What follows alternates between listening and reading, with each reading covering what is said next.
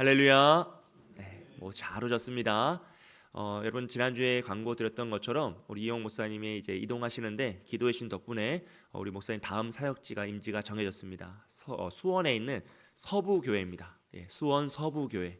서울 남부교회에서 수원 서부교회로 이제 이동하여서 사역하게 되는데 좋은 만남들 또 아름다운 사역들 잘 감당할 수 있도록 기도해 주시고 또 우리 교회도 다음으로 오실 목사님이 정해지셨습니다. 서민우 목사님이시고 결혼하셔서 쌍둥이 아들 둘을 키우고 계시는 7살 쌍둥이 둘을 키우고 계시는 이제 목사님이신데 잘 오시고 또 아름다운 믿음의 교제를 나누며 좋은 사역들이 이루어질 수 있도록 기도를 부탁드리겠습니다. 오늘 로마서 11장 33절에서 36절 말씀을 통해 복음과 신비라는 제목으로 함께 말씀의 은혜를 나누려 합니다. 사랑하는 여러분, 모든 사람은 다 자신이 가지고 있는 지식과 경험이라는 그런 한계, 그 틀 안에서 이해할 수 있는 만큼만 믿으려 합니다.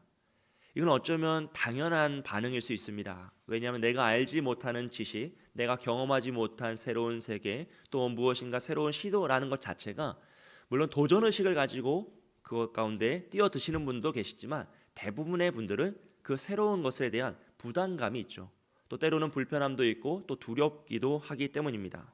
왜냐하면 아직 모르는 것은 언제나 우리에게 걱정이 되기도 하고 두려움이 되기도 하기 때문이죠. 그래서 우리는 인생의 무엇인가 결정적인 중요한 결정을 해야 될 때 그 순간에 항상 어떤 걸 생각합니까? 과거에 있었던 경험들을 생각하고 또 조언들을 생각하고 이 시대를 보면서 우리가 알고 있는 그 지식 속에서 무엇이 가장 올바른 선택인가를 심도 있게 고민한 후에 선택을 하게 되는 것이죠. 그래서 무엇인가를 도전할 때도 있지만 대부분은 안정적인 선택을 하는 경우가 많다라는 것이죠. 그리고 그런 모습은요, 우리의 신앙에서도 마찬가지입니다. 우리는 신앙생활을 하다 보면 때로는 이해되지 않는 상황들이 있어요. 또 이해되지 않는 문제들도 사실 많습니다. 그러면 우리는 그 문제를 이해하고 싶어하고 또 이해하고자 하는 마음이 크죠. 그래서 하나님께 때로는 이렇게 물어볼 때가 있습니다. 하나님, 왜 이 일은 이렇게 하신 것일까요? 또 이 일은 왜 이렇게 해주지 않은 것입니까? 왜 선한 사람은 고난을 받고 악한 자들은 번성하는 것입니까? 나에겐 왜 이런 일이 허락된 것일까요? 라고 하면서 하나님의 뜻을 도대체 우리가 이해할 수 없는, 알 수 없는 그 뜻을 우리 하나님께 묻고자 할 때가 많습니다. 이렇게 우리는 이해하고자 하는 마음이 크고 또 이해하고 싶어 합니다. 왜냐하면 이해되지 않을 때 우리의 마음이 불편하고 또 때로는 두렵기 때문이에요.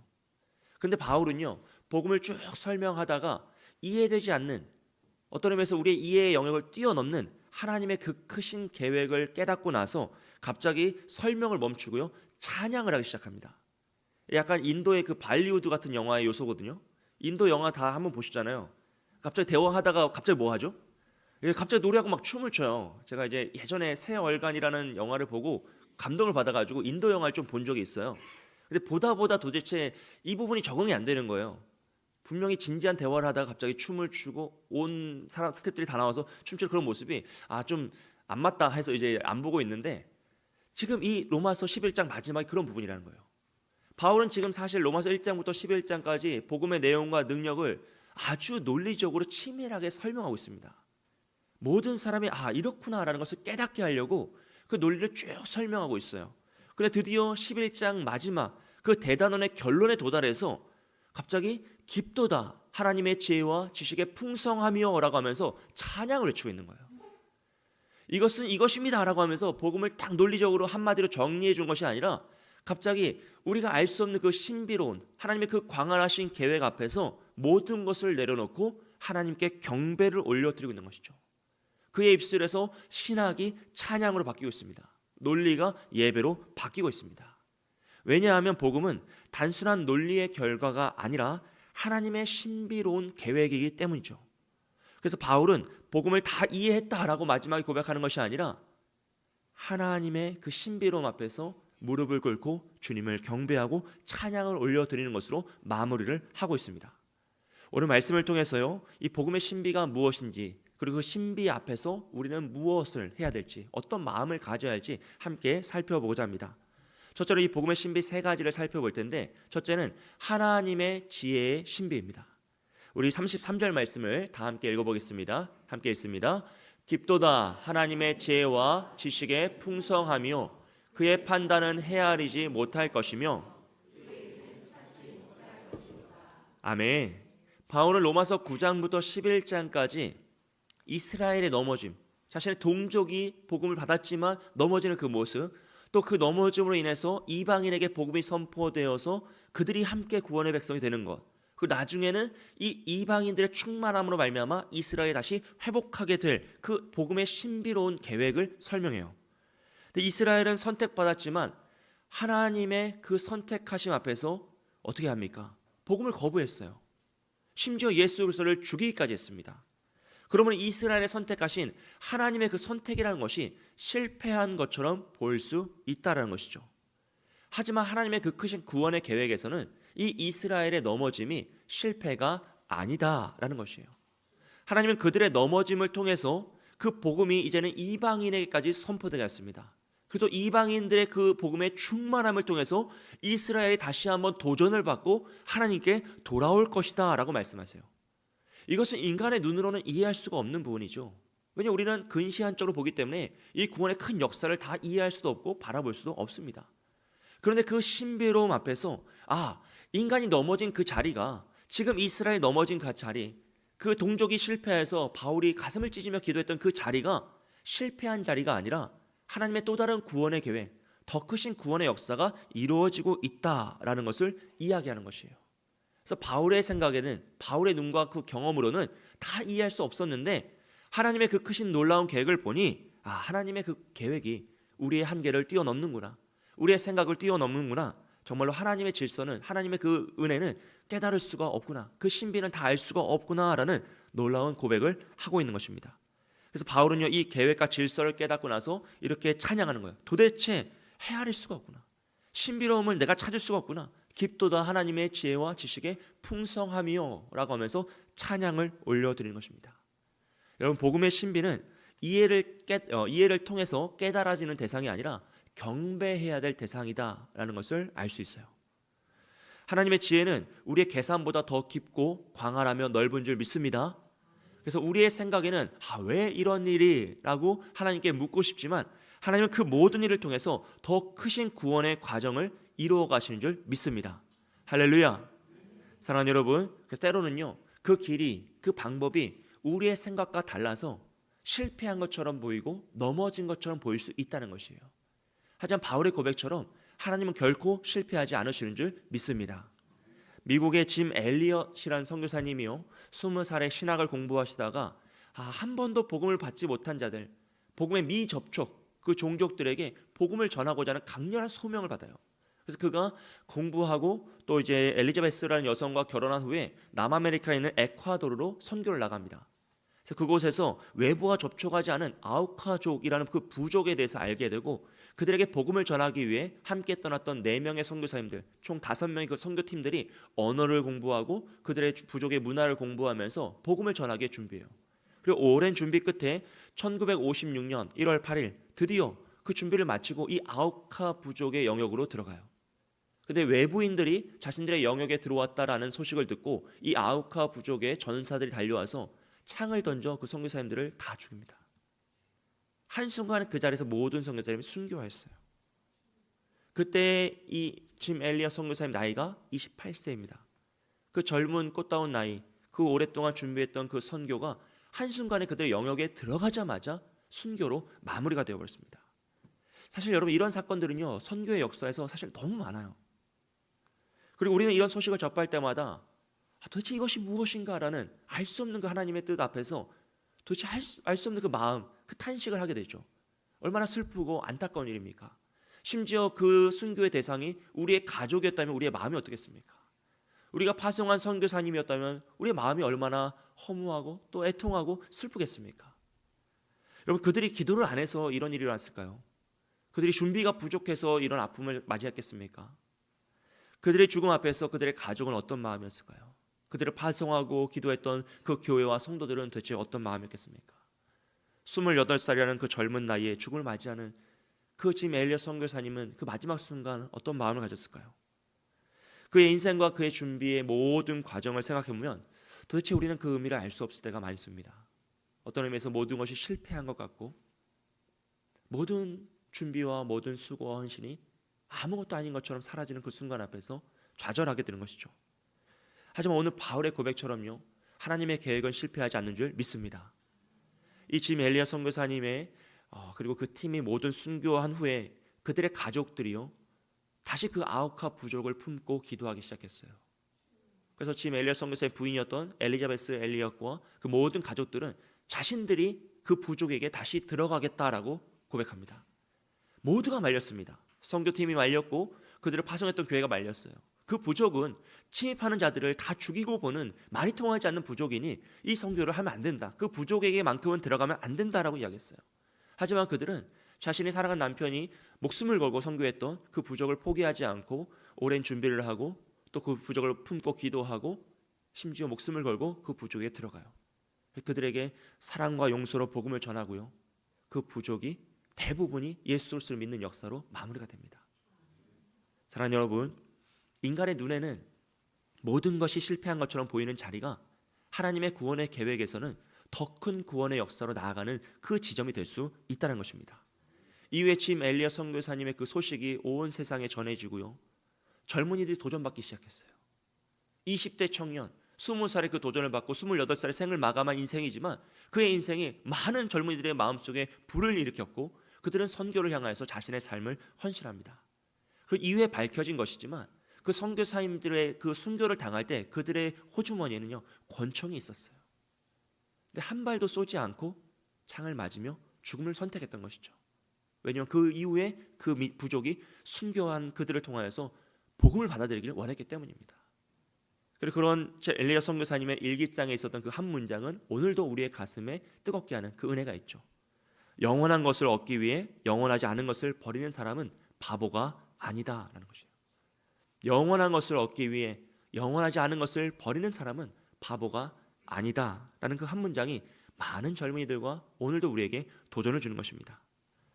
이런 마찬가지입니다. 저도 제가 2007년에 30명의 청년들과 함께 인도로 단기 선교를 갔어요. 인도 남부의 벵갈이라는 지역으로 단기 선교를 갑니다. 새로운 문화와 새로운 도시 또 새로운 민족이라는 그것을 품고 오랜 시간 기도하고 선교팀을 준비해서 나아가죠. 그럼 오랜 좋은 일정들이 잘 마무리되고 있었습니다. 근데 한 절반쯤 됐을 때 이제 선교사님께서 새로운 거점 지역을 만들고 싶으셔서 한 가정만 예수를 믿는 젊은 부부가 한 가정만 예수를 믿는 그 마을에 가서 마을 잔치를 해주면 좋겠노라 하셔서 우리 선교팀이 다 같이 그 마을에 가서 마을 잔치를 해드리려고 했어요. 근데 문제는 이 선교사님이 그 마을 지역의 법을 잘 모르셔서 외국인들이 외부 집회를 하려면 경찰에 신고를 하고 사전 신고를 하고 집회 신고를 해야 되는데 그걸 안 하시고 한 거예요. 그래서 이제 마을 잔치를 딱 하려고 하니까 몇 사람이 와서 시비를 걸면서 이 잔치를 막더라고요. 그러니까 알고 보니 그 지역이 급진 무슬림들이 사는 지역이에요. 기독교를 아주 싫어하는 굉장히 독특한 지역이었습니다. 그 마을에서 이제 마을 잔치를 기독교적으로 하려고 하니까 이걸 막고 그들이 갑자기 여기저기 전화를 하기 시작해요. 그래서 한 5분에 10분 지나니까 그 마을을 둘러싼 사방에서 모래먼지를 일으키면서 오토바이들이 막 달려오기 시작하는 거예요. 아, 이게 무엇인가 잘못되었구나라는 것을 직감한 우리 선교사님이 이제 경찰에 신고를 합니다. 지금 외국인들이 위험에 처했으니 구해달라고 이제 신고를 하고 우리는 그들이 오기 전에 이제 그 예수 믿는 한 가정 그 집으로 이제 잠시 선교팀을 들여보내고 숨었어요. 그러니까 이제 수백 명이 이 마을을 둘러싸기 시작해요. 그리고 다행히 이제 얼마 지나지 않아서 경찰이 와서 우리를 이제 경찰서로 데려가는 거죠. 경찰서로 데려가는 한 20여 분 차를 타고 가는데 뒤를 보니까 그 오토바이들이 한 대도 빠짐없이 다 우리를 쫓아오고 있는 거예요. 굉장히 영화적인 요소죠. 저희가 어디 가는데 뒤에서 막 오토바이들이 먼지를 일으키면서 수백 대가 막 쫓아오는 거예요. 근데 이게 점점점 늘어나더니 나중에는 이 경찰서를 둘러싸서 수백 명이 한 1000여 명이 경찰서를 둘러싸고 우리가 가져갔던 선교 물품들, 천막들, 선물 준비했던 모든 것들 다 가져와서 불태우면서 알라의 이름을 외치며 노래를 부르기 시작해요. 우리를 심판하라고 계속 소리 지르는 겁니다. 그렇게 계속 다 불태우고 자기들끼리 노래를 막 부르다가 한 6시간쯤 지났을 때 그중 절반이 갑자기 싹 빠져나가는 거예요. 알고 봤더니 그들이 그 마을로 돌아가서 우리 선교팀을 숨겨주었던 그 집, 예수를 믿기 때문에 선교를 숨겨줬던 그 집을 헐어버렸어요. 그 집을 그냥 무너뜨려버린 거예요. 정말 놀라운 일이죠. 그러고 나서 저희는 이제 새벽이 돼서 한 12시간 이상 이제 구류되고 나서 이제 그들이 다 같이 흩어지고 나서 이제 빠져나옵니다. 너무 사실 위험한 상황이기 때문에 바로 지역을 옮기고 그다음에 새벽에 기차를 타고 20시간 이상 걸리는 이제 인도 북부의 캘커타로 지역을 옮겼어요. 도착해서 이제 숙소를 정해서 다 이제 청년들을 다 집어넣고 멈췄는데 그때부터 참 어려운 거죠. 마음이 어려운 거예요. 이건 우리가 기도하고 준비한 선교가 아닌데 왜 이런 일이 일어났을까? 너무 위험하기도 하고 착잡하기도 하고 도대체 무엇인가라는 알 수 없는 그 슬픔이 몰려옵니다. 선교사님도 본인의 잘못 때문에 이런 일이 일어났구나라고 생각하시면서 자책하시고 너무 속이 상해하시는 거예요. 너무 안타까운 사실 상황이죠. 이렇게 아침을 맞이하고 나서 그래도 뭐 어쩔 수 없지 하면서 이제 우선은 한번 이 마을을 돌아보자. 이 지역을 한번 우선 살펴보자라고 해서 다 두세 명씩 뿔뿔이 이제 지역을 탐방하고자 한번 돌아봤어요. 칼카타 지역을 이제 살펴보는 거죠. 저도 이제 한 두세 명의 청년들과 함께 지역을 돌아다니면서 움직이는데 그러다 이제 점심을 먹으려고 노점상에서 점심을 먹고 있는데 옆에 있는 인도 아저씨 한 명이 너희들은 어디서 왔고 왜 왔냐라고 이제 물어보는 거예요. 그래서 우리는 이제 한국에서 왔고 이러고 하고 사실 선교팀인데 좀 갑자기 이동하게 돼서 지역이 이동해서 지금 이곳에 있다. 그래서 마을을 지켜보는 거다라고 하니까 갑자기 이 인도 아저씨가 자기가 크리스천이라는 거예요. 자신은 기독교인이고 자기가 고아원을 운영하는데 우리 고아원에 와서 아이들과 함께 이런 공연을 해주면 좋지 않겠냐, 함께 우리를 초대하고 싶다라는 거죠. 그래서 너무 놀라워서 이제 리더 회의를 하고 선교사님과 함께 그 고아원을 방문합니다. 가봤더니 5층짜리 건물에 100명이 넘는 고아 아이들을 돌보시는 분이었어요. 원장님이었죠. 너무 감사해서 저희가 방문하겠다라고 약속하고 그 다음날 선교팀이 가서 공연을 다 해주고 아이들과 밥 먹고 축구하고 즐거운 시간을 다 보냈어요. 근데 그 공연을 함께 보던 또 이제 원장님의 친구가 자기는 그 옆에 있는 초등학교 교장 선생님인데 내일 우리 초등학교에 와서 이 사역을 함께 해줬으면 좋겠다는 거예요. 자기 초대하고 싶다는 거죠. 너무 좋다라고 해서 그 다음날 초등학교에 방문해서 수백 명의 아이들 앞에서 저희가 준비한 공연을 다 보여주고 함께 좋은 시간을 가져요. 그리고 그 다음날도 고아원에 가서 아이들과 또 뛰어놀고 함께 복음을 전하고 그 아이들과 정말 기억에 남는 시간을 보냈어요. 그러니까 정말 어떤 의미에서 선교가 망했다, 이대로 교회 돌아가면 도대체 뭘 보고 해야 되냐라는 그 슬픔 앞에 아무것도 할 수 없는 그런 아픔 앞에 있었던 시간이 하루도 채 지나기 전에 하나님 정말 놀라운 사역으로 우리 팀을 이끌어 주시고 더 크고 더 확대화된 사역을 감당하게 하시더라라는 것입니다. 사랑하는 여러분, 때로는 우리가 내 눈앞에 문제가 너무 커 보일 때가 있고 이 실패가 다인 것처럼 보일 때가 있다는 것이죠. 하지만 하나님께서는 우리가 준비한 것보다 더 큰 위대한 사역으로 이끌어 가실 줄 믿습니다. 가장 크고 놀라운 기적은요, 돌아오고 나서 들리는 소식이었어요. 우리가 인도에서 잘 사역을 마무리하고 한국을 돌아와서 선교 보고 다 하고 잘 지냈습니다. 그리고 그 다음에 한 2년쯤 지나서 선교사님에게 연락이 왔는데 우리를 숨겨주었기 때문에 헐려버린 그 집 터 위에 교회가 세워졌다는 거예요. 선교사님 포기하지 않으시고 그 급진 무슬림 지역에 계속 복음을 전하셨는데 그 터전위에 나중에는 복음의 전초기진 교회를 세워서 오늘날 그 마을이 예수 믿는 마을로 바뀌었다라는 놀라운 은혜를 전하셨어요. 여러분, 하나님은 때로는 우리의 실패를 더 큰 구원의 계획으로 사용하신 줄 믿습니다. 우리는 신비예요. 신비. 다 알 수가 없어요. 깊도다 하나님의 지혜와 지식의 풍성하며 그 길을 누가 헤아리고 누가 찾을 수 있겠냐는 것이죠. 하지만 반드시 하나님은 승리의 길로 이끌어 가십니다. 하나님은 건축자들이 버린 돌로 그 집에 모퉁이 돌을 세우시는 능력의 하나님이십니다.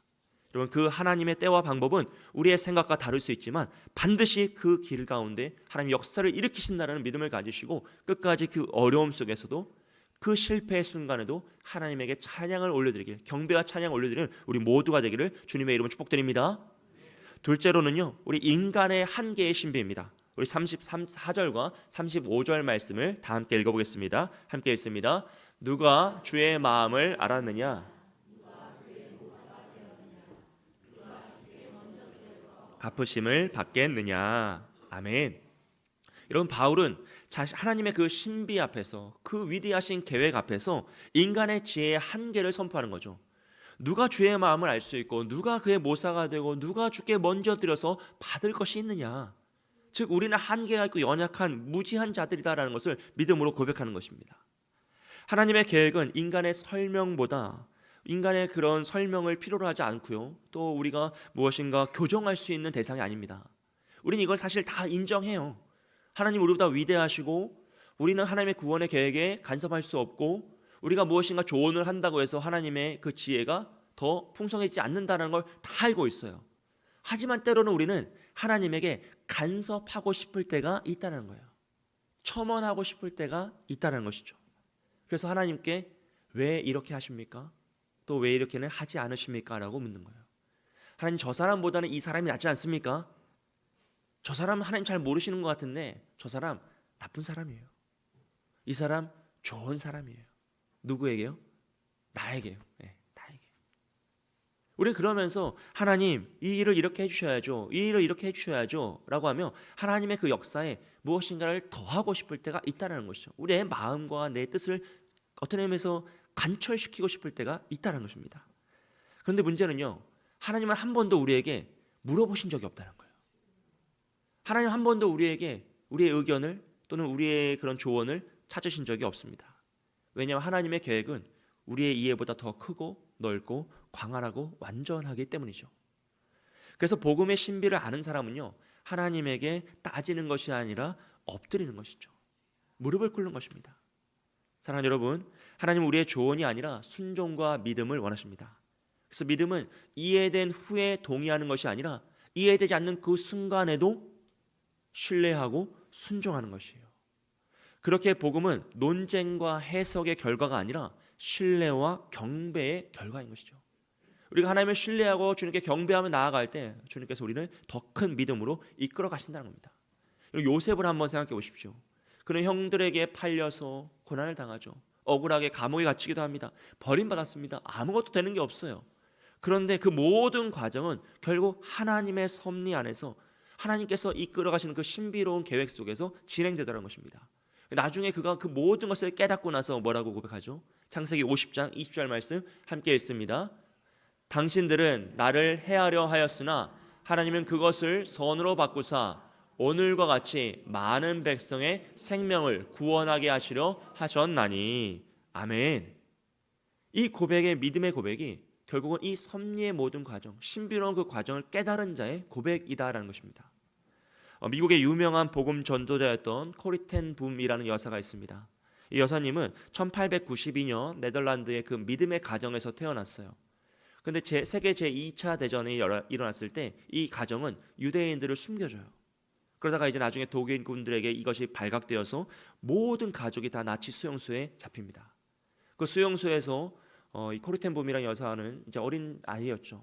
근데 그 수용소에서 가족을 다 잃고 고난을 당해요. 그 어려운 가운데 있을 때 그 여인은 항상 하나님께, 하나님 왜 이 일을 나에게 허락하십니까? 왜 이 어려움을 나의 인생에 허락하십니까? 라는 기도를 했다 그래요. 그리고 그렇게 전쟁이 끝난 후에 그녀가 이제 수용소에서 풀려나고 자유를 얻은 이후에요, 그 여인은 전 세계를 돌면서 전쟁의 후유증을 고통당하는 사람들에게 간증하고 그들을 사랑으로 위로하는 역할을 감당합니다. 그들에게 사랑과 용서의 복음을 전하고 하나님이 자신을 어떻게 붙드셨는지 그 간증을 통해서 그들을 위로하였어요. 그리고 그녀는 간증이 끝날 때마다 항상 이 뒤엉킨 실타래의 뒷면을 보여줬다고 합니다. 한번 모습을 보시죠. 이 이미지를 보여주면서 직접 자수를 놓은 거예요. 그 자수의 뒷면은 엉망으로 얽힌 그 실들로 인해서 무슨 그림이 그려지는지 도대체 알 수가 없다라고 고백해요. 그러고 나서 이 앞면을 보여주면 우리는 아름다운 왕관의 모습을 볼 수 있다라는 것이죠. 그래서 이 여인은 마지막에 설명을 이렇게 해요. 여러분, 우리는 모두 인생의 뒷면을 보는 사람들입니다. 그래서 우리 인생의 뒷면에 그 실타래들이 어떤 그림을 완성하는지 우리는 알 수 없습니다. 하지만 하나님은 우리 인생의 앞면을 보고 계시기에 그 실타래의 엉킴을 허락하실 때가 있다는 것입니다. 그렇게 이해되지 않는 그 실들이 결국에는 구원의 그림을 완성해 간다라고 설명하며 도전하고 위로하는 것이죠. 사랑하는 여러분, 우리도 마찬가지죠. 우리는 다 인생의 뒷면을 보기 때문에 때론 그 엉켜버린 실타래가 우리의 발목을 잡을 때도 있고 마음을 무너뜨릴 때도 있고 우리를 속상하고 지치게 할 때도 있습니다. 하지만 하나님은 우리 인생의 앞면을 바라보고 계시며 면류관을 만들어가고 계시는 줄 믿습니다. 그렇기 때문에 우리는 이 뒷면을 보며 낙심하는 것이 아니라 우리의 무지함, 뒷면밖에 볼 수 없는 우리의 한계를 인정하고 앞면을 보시며 내 인생을 완성해 가시는 하나님을 신뢰함으로 나아가는 것이죠. 그럴 때 하나님께서 언젠가 우리에게 그 앞면을 보게 하시는 날이 있어요. 찰나와 같이 그 기쁨을 만끽하게 하시는 날이 있습니다. 그때 우리는 구원의 면류관을 보게 될 줄 믿습니다. 할렐루야. 사랑하는 여러분, 이 말씀을 기록하고 있는 바울도 그랬습니다. 그도 그 뒷면에 그 얽혀버린 그 실타를 보면서 답답해하고 속상했어요. 자신의 민족인 이스라엘의 복음을 버리고 자신의 동족이 복음을 거부하는 그 모습에 가슴이 찢어지며 애통했죠. 하지만 그는 그 모든 역사조차도 하나님께서 구원의 길로 인도하시는 완성의 길이다, 그 계획이다라는 것을 깨닫고 나서 하나님께 이해가 아닌 경배를 드린 겁니다. 깊도다 하나님의 지혜와 지식에 풍성하며 누가 그의 길을 알며 누가 그의 능력을 깨닫겠느냐라고 하면서 주님의 그 위대하심을 고백해요. 이 고백은 체념이 아니라 감탄의 찬양시가 되는 것이죠. 여러분, 하나님의 길은 측량할 수 없지만 그 길은 언제나 선하며 신실하며 구원을 완성으로 나아가는 길인 줄 믿습니다. 그러므로 오늘 우리가 말씀 앞에서 배워야 될 것은요, 단 한 가지입니다. 바로 하나님을 이해하려고 애쓰는 것이 아니라 이해되지 않는 그 자리에서도 하나님을 신뢰하고 하나님께 찬양을 올려드리는 것입니다. 그 믿음이 바로 복음의 신비를 체험하는 길이에요. 그래서 믿음은, 하나님을 만나는 그 길은 머리로 이해해서 만나는 것이 아니라 무릎으로 만나는 것이죠. 무릎을 꿇고 주를 경배하며 나아갈 때 주님께서 우리에게 큰 믿음으로 깨닫게 하실 줄 믿습니다. 마지막 세 번째는요, 모든 것이 하나님께 돌아가는 신비입니다. 우리 36절 말씀을 다 함께 읽어보겠습니다. 이는 만물이 주에게서 나오고 주로 말미암고 주에게로 돌아감이라. 그에게 영광이 세세에 있을지어다. 아멘. 아멘. 이 말씀은 바울의 그 찬양의 절정을 이뤄요. 로마서 1장부터 11장까지 이어진 그 우주적 복음의 결론이 바로 이 36절 말씀입니다. 바울은 모든 구원의 신비를 관통하는 그 중심 원리에 만물이 주에게서 나오고 주로 말미암고 주에게로 돌아감이라 라고 말씀해요. 이 한 문장으로 요약하는 것이죠. 이것은 단순한 이제 시적 표현이 아니라 하나님의 주권과 섭리 그리고 인간의 존재의 목적을 다 동시에 선포하는 복음의 핵심입니다. 모든 것이 하나님에게서 시작되었고 하나님으로부터 지속되며 하나님에게 돌아가서 완결이 된다라는 것입니다. 그래서 이 한 절에 창조와 섭리와 구원의 완성이 다 드러나는 것이죠. 말씀을 다시 한번 띄워주시면요, 만물이 주에게서 나오고라 그래요. 이건 창조의 신비죠. 이 말은 모든 존재의 기원이 하나님에게 있다라는 걸 선해요. 여러분, 세상은 우연히 창조된 것이 아님을 믿습니다. 과학이 아무리 발전해도요, 여러분, 생명의 기원을 증명하지 못하죠. 생명의 현상, 죽음을 설명할 수 있어요. 그런데 생명이 어떻게 시작되었는지는 아무도 설명할 수 없고 앞으로도 설명할 수 없습니다. 왜냐하면 그것은 하나님의 신비의 영역이기 때문이죠. 오직 창세기 1장 1절 태초에 하나님이 천지를 창조하시니라, 이 말씀 앞에서 안에 이 생명의 신비, 하나님의 창조의 신비로움이 있다는 것입니다. 그러므로 우리는 이 신비로움 앞에서 하나님을 경배할 수밖에 없는 것이에요. 이 깨달을 수 없는, 이해할 수 없는 이 신비 앞에서 하나님께 찬양을 올려드리는 이유가 바로 그것입니다. 그러고 나서 주로 말미암고라고 그래요. 섭리의 신비죠. 여러분, 하나님은 이 세상을 창조하신 이후에 버려두시는 것이 아닙니다. 하나님은 오늘도 이 세상을 주관하시는 섭리의 주권자이시죠. 하나님은 하나님의 뜻으로 오늘도 이 세상을 운영하고 계세요. 히브리서 말씀에는 그의 능력의 말씀으로 만물을 붙드시니라고 해요. 이 세상을 하나님이 능력의 말씀을 오늘도 붙들고 계신다는 거죠. 그걸 우리가 숨쉬고 걸으며 일하고 예배하는 이 모든 순간도 하나님의 은혜로 말미암아 가능한 것입니다. 하나님 갑자기 이 붙드심의 손을 빼시면 어떻게 됩니까? 이 세상은 운영될 수가 없는 것입니다. 자연의 법칙은 지켜질 수가 없는 것이에요. 우리가 알고 있는 그런 지식들은 하나도 운영될 수가 없습니다. 그러므로 우리의 인생에서요, 하나님의 손이 떠나는 자리는 단 하나도 없습니다. 하나님은 오늘도 이 세상을 주관하시고 주권자로서 섭리하시듯이 우리의 인생도 단 한순간 그 어떤 영역도 손을 떼지 않으시고 우리를 붙들고 계심을 믿습니다. 이것이 바로 섭리의 신비인 것이죠.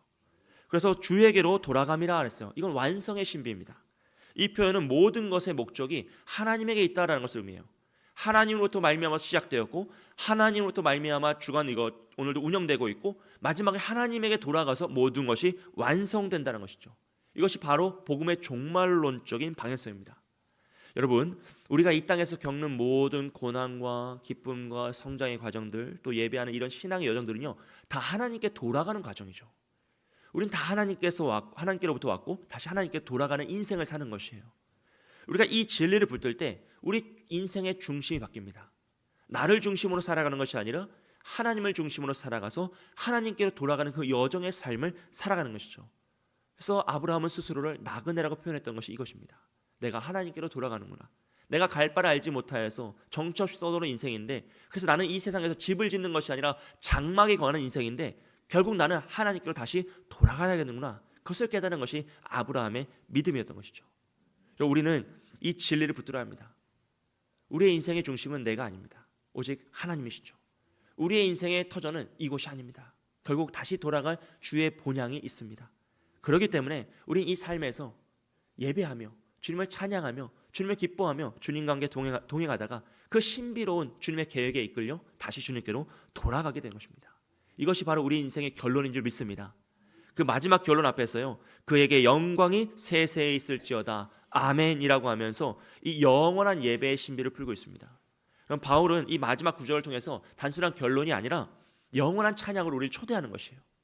그에게 영광이 세세에 있을지어다 아멘, 그대로 될 줄 믿습니다 라고 하면서 주님을 찬양하는 것이죠.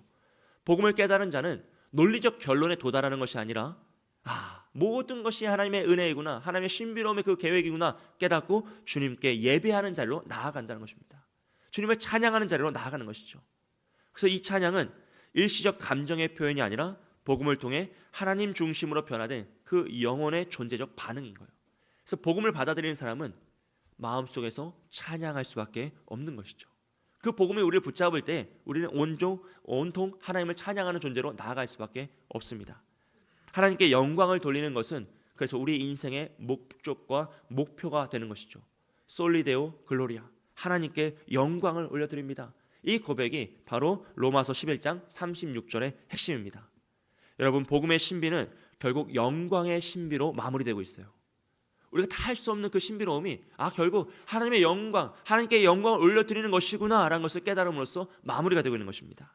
하나님께로부터 나오고 하나님으로부터 말미암고 하나님께 돌아가는 인생, 그것이 바로 복음을 아는 인생이고 복음의 신비의 은혜를 체험한 인생이 되는 것이죠. 바로 우리 모두의 인생이, 우리의 가정과 우리 교회와 우리의 모든 신앙의 여정이 이 고백으로 마무리되길 주님의 이름으로 축복드립니다. 그에게 영광이 세세에 있을지어다 아멘.